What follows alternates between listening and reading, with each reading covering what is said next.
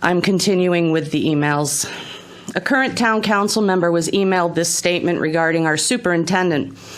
Your superintendent has stated on the news that this assignment was a terrible mistake. This perverted man is a terrible mistake to your school district. I certainly hope he is fired. It would be a blessing to your district.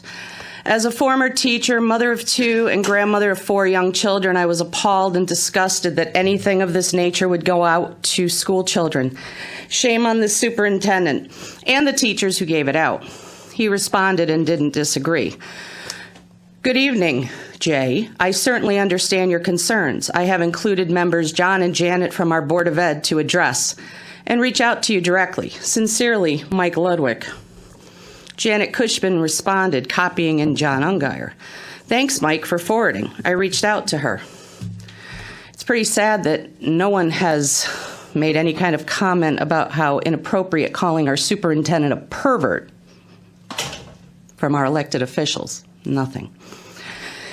Dear Ms. W., thank you for taking the time to express your concerns. Many of us are still quite stunned by the content of this lesson and that our students were exposed to it. Such subject matter does not belong in any classroom. Mr. Ungeier, a fellow board member, introduced the idea of forming a task force at our last meeting to look into how this error occurred so that nothing like this could ever happen again. The task force could also carry the responsibility of examining all curriculums closely to be sure that there are no more assignments like this one in any grade level. There is also a policy being suggested for our district.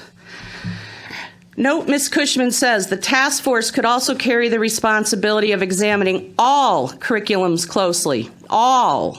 Big brother. All. That's not your job. The narrative is following. That is not for you to say. I can end public comment now. You expect our kids to act a certain way when they're in school. We as adults need to lead by example. Can you guys please let everyone talk? Please. Thank you. Note that Mrs. Cushman said the task force could carry the responsibility of examining all curriculums. All. This narrative is following closely to what the ERTC committee is representing. Here is an email from the ERTC member who saw this on the ERTC page. I happened to watch the Board of Ed meeting on 125 via YouTube and saw that it was abruptly canceled by Tina LeBlanc, who, as you know, is the Board of Ed chair. She said the future meetings would be online. I learned later this was because some parents were not wearing masks and had been denied access to the Board of Ed meetings at the town hall. Also, that the police were saying that they'd received a ticket and a fine of $100. My understanding is the acting town manager, a former Democrat mayor of Bristol, Connecticut, recently instituted a mask mandate for public meetings. I watched the rescheduled Board of Ed meeting online 127. There was a mention at some point of the pizza thing. I had no idea what this was. On further research, I found out it was referring to a lesson that was being taught in an 8th grade class, health class. Thank you. Time's up. Thank you. One more thing, because everyone else has. If you're going to be proud of making your headlines to Fox News, take accountability when crazies come to JFK. You guys have asked for that. Don't try to not take accountability for that.